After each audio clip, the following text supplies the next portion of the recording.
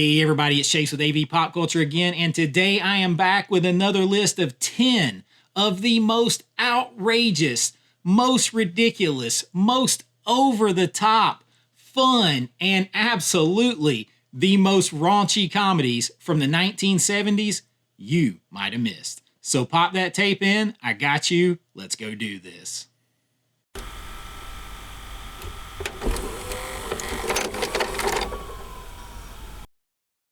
All right, so 1970s, boy, was that a different decade for a lot of reasons. There was some decadence there that kind of kicked off and took off into the 1980s. And if you haven't checked out my 80s list of these, then make sure you check that out. I'll try to link it here. But for the 1970s, there was actually maybe a little bit more in the way of being offensive, being kind of over the top, raunchy, bordering into, kind of graphic comedies that just didn't care. You had that drive-in culture, all of that kind of stuff, a little more liberation going on at that time, just kind of kicking off. And the movies from that time period absolutely reflected that. There was, no inhibitions for the most part. It was just about fun, all gas, no brakes, not worried about being politically correct, not worrying about being offensive. A matter of fact, the more offensive, the better for some of these movies. And we have a list of 10 that you might not have seen. So you're not going to see any of maybe your biggest ones, maybe your most well-known. These are the ones that kind of flew under the radar just a little bit. I like to give those first, and we're going to take a look at some big ones eventually on some lists, the all-timers. But this list is for those that maybe you just missed. So let's just jump right into it, starting at number 10 with 1979's Gas Pump Girls. Now, this one fits this category to a T right off the bat. You have a new group of recently graduated high school girls. They just graduated high school, and June and her friends, that they have decided that they are going to take over the dilapidated, somewhat kind of old school, falling apart gas station, service station that her bedridden uncle owns. And they are going to have to, let's just say, pull out every trick in the book in order to compete and stay kind of relevant, because right across the street is the new, fancy, modern, all the bells and whistles gas station, and it is threatening to put them out of business. These girls are not going to let it happen, even if they have to pump gas topless in bikinis, whatever it takes, every trick in the book, they are going to use all of their assets in order to make this happen. You're not going to look for a big, deep plot here. That is the plot. All the rest of it is the hijinks that is built around that plot. And of course, your TNA, your fun, your laughs. Gas Pump Girls is an absolute perfect fit on this list. It comes in at number 10. That turns it on. Right. Then you stretch it out. Can get pretty long. And you stick it in the car and squeeze. And the gas comes spurting out? Right. Now, at number 9 on this list is going to star somebody that you really recognize. He is a big star, and I use that term figuratively. I'm talking about 1977's The Van, and it stars Danny DeVito. And he's maybe not the lead character. The lead character is, again, we've got another teenager. This is that teenage, like, drive-in culture like I was talking about. And in this particular movie, it has all of those drive-in vibes, because you have this raunchy experience that all starts with the main character wanting to get a Dodge van and kind of pimp it out, for lack of a better term, and spruce it up so that he can kind of shake off the doldrums of his life, have a lot more fun. And that fun is going to constitute picking up the ladies in his new fixed up van. And in order to maintain that lifestyle, as it starts to work, in order to maintain that lifestyle, he is going to start racing other people, other vans, for money.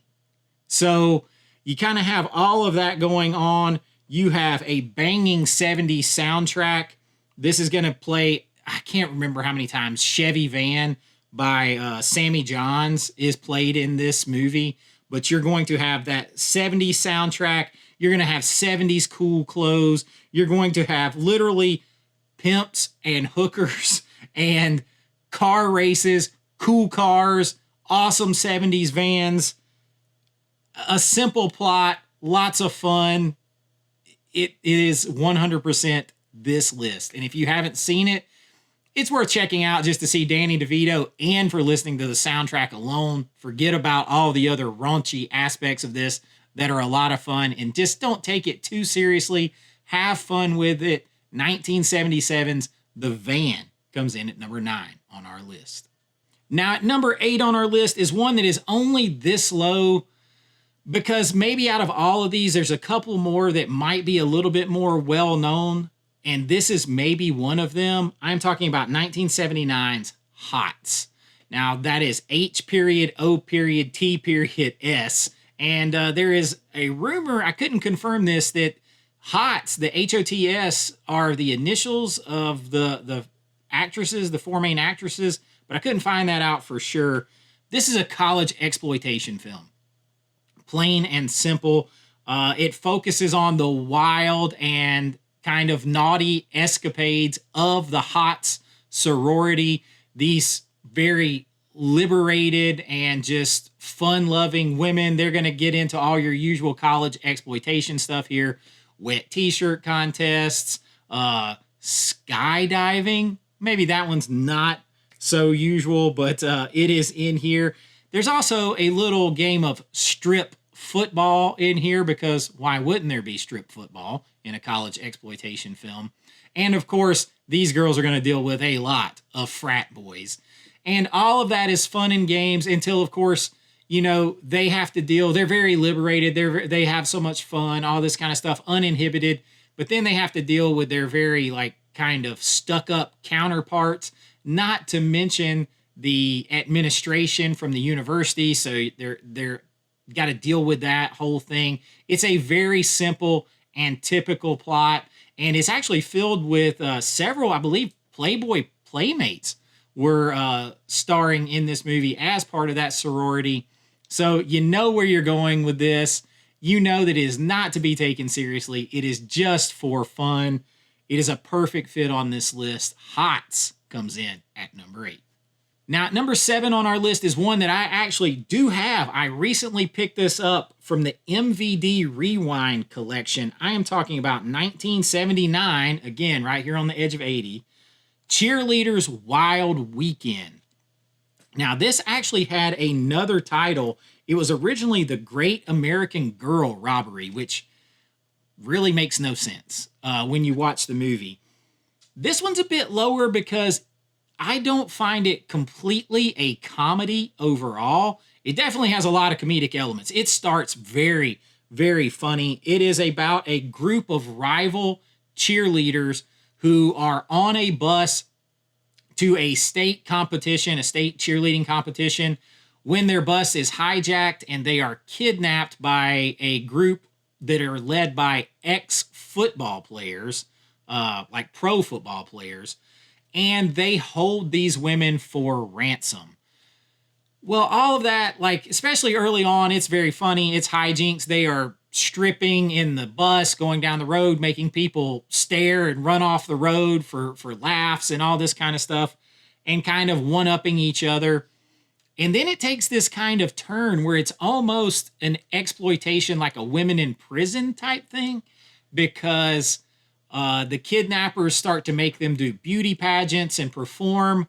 But then it takes this comedic turn back again because, again, they can't help but kind of start trying to one-up each other again and again. So the beauty pageant quickly becomes like a strip beauty pageant because they don't like, even in this situation, they don't like the other cheerleading factions getting more attention than them. And then it kind of takes another turn when these women try to escape. And then by the end, it's comedy again. It is a very wild ride. I think Wild Weekend is definitely the way to describe this 100%. Of course, it is filled with TNA. It is filled with like cheerleader gags. You know, like these women are clearly not high school cheerleaders by this time. It stars Kristen DeBell, who went on to do some other things, and Jason Williams is the lead actor in this. And I believe he might make an appearance in another movie on this list that he might be a bit more well known for. But Cheerleaders Wild Weekend is definitely a wild ride. You're going to get some perspective if you pick up this MVD Rewind Collection Blu-ray from the main actresses in this film, and that is pretty cool. You can hear what they think about it. They thought it was a wild ride and a good time. So because of that, I recommend it to you. It comes in on this list at number 7. Now, at number 6 on our list is Chevy Chase's film debut, or at least what is said to be his film debut. I'm talking about 1974's The Groove Tube. And what this is basically a bunch of skits kind of put together. It is really to make fun of TV. So instead of like calling it the boob tube or whatever they call it, the groove tube, because this is the 70s. So what? It was groovy, man. It was the 70s. But all of these skits are pretty raunchy to the point where Chevy Chase in this is sitting on the bed in a bedroom trying to deliver lines and deliver his skit. And there's a woman undressing the whole time, and she completely undresses, and she is rubbing her underwear, her panties all over his face, and he's trying to keep a straight face and deliver his lines. That was his debut into movies. So this was right before he ever even got to Saturday Night Live. So you've got a party stripping sequence skit in this, because why wouldn't you? All kinds of stuff. It is kind of like one big long giant like Saturday Night Live skit put together, but very, very raunchy, very filled with TNA. I'm telling you, there's the stripping scene. There is this scene with Chevy Chase, who does a hell of a job. I was honestly laughing my ass off watching him try to keep a straight face.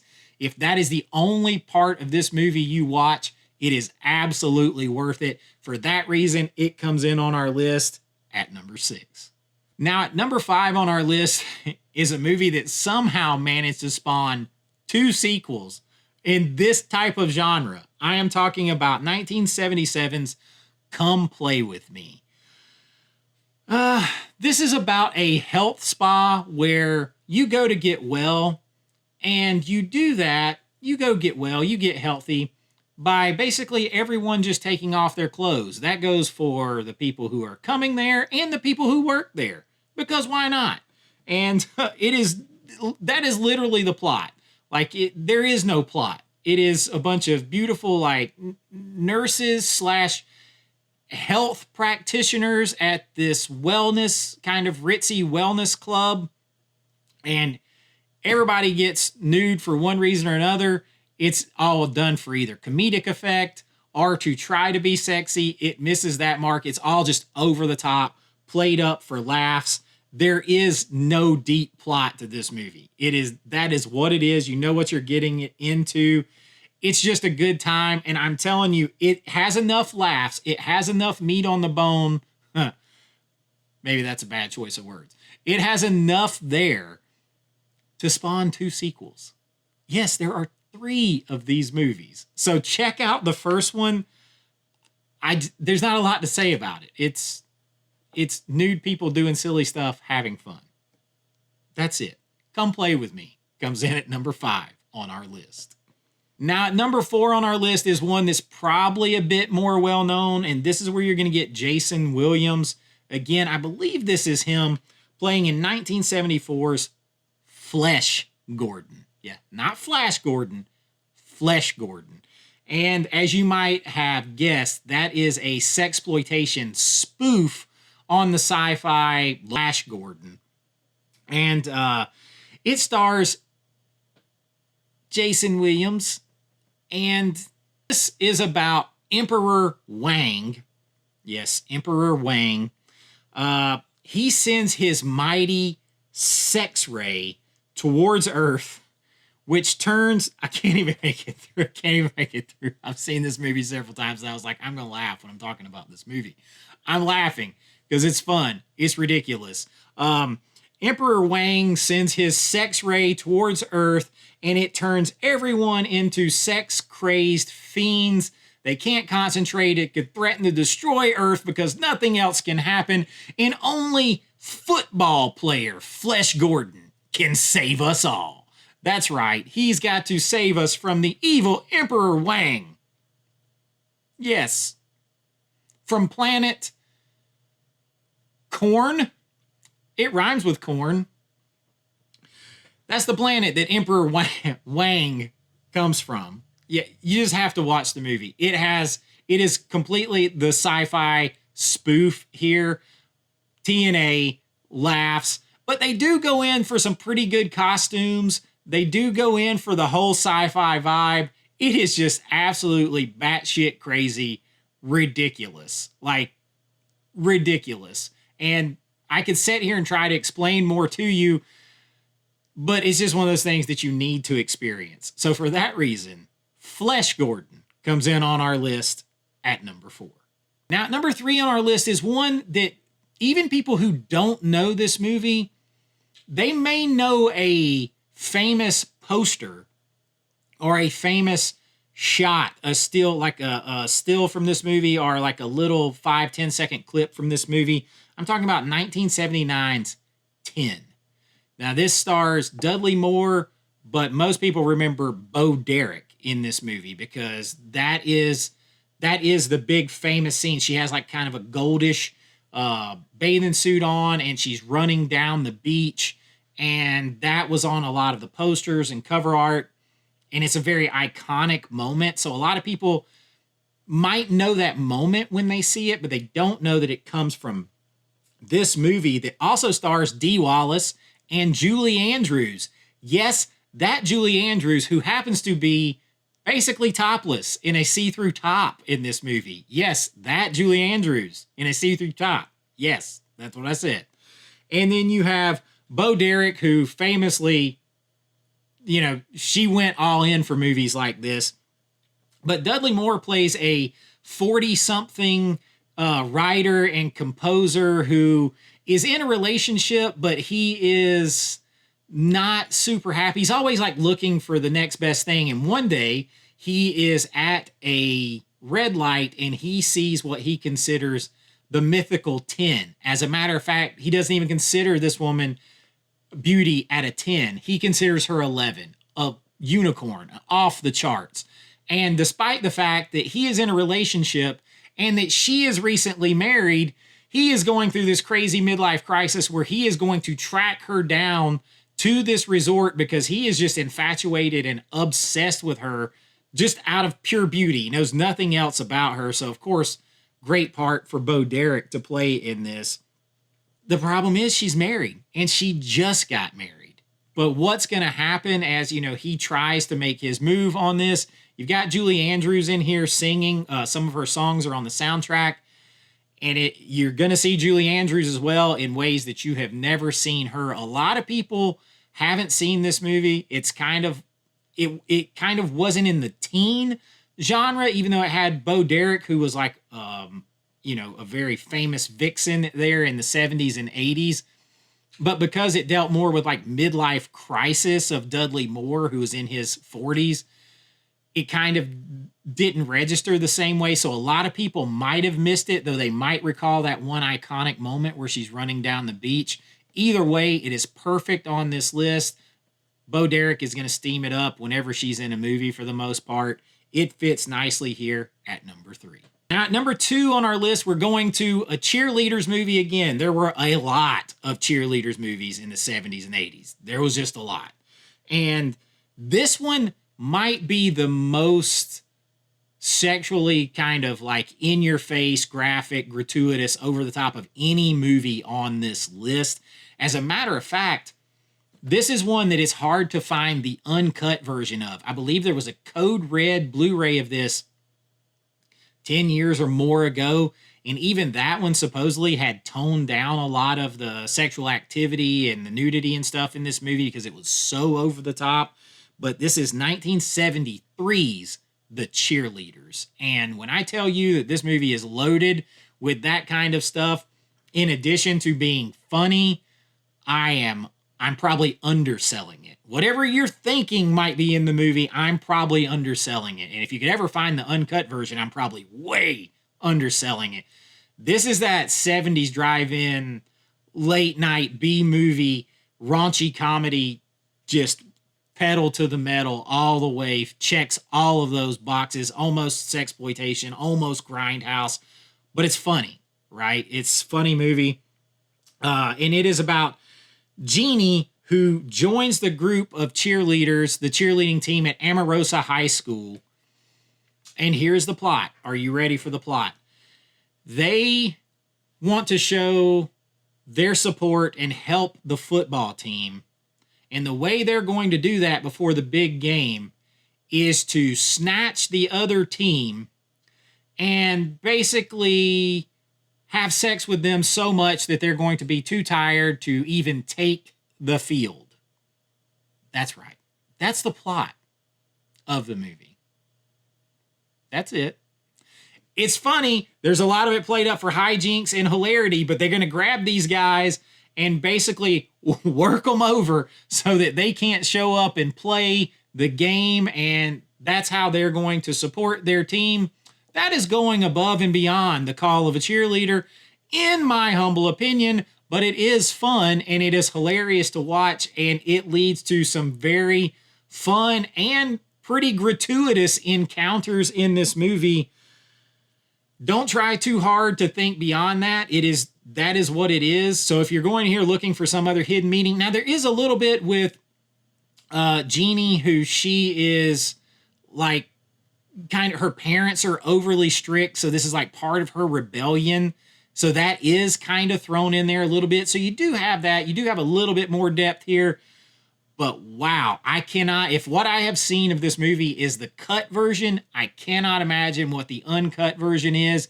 Either way, check it out. If you're looking for raunchy comedies, this one could be at the top of the list. It's just not there because I don't think overall it's as fun of a movie as the number one on our list. But wow, does it check every single box. So The Cheerleaders from 1973 comes in at number 2 on our list.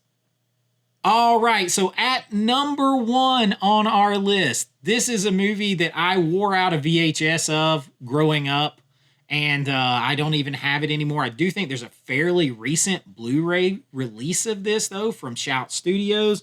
I'm talking about 1977's Kentucky Fried Movie.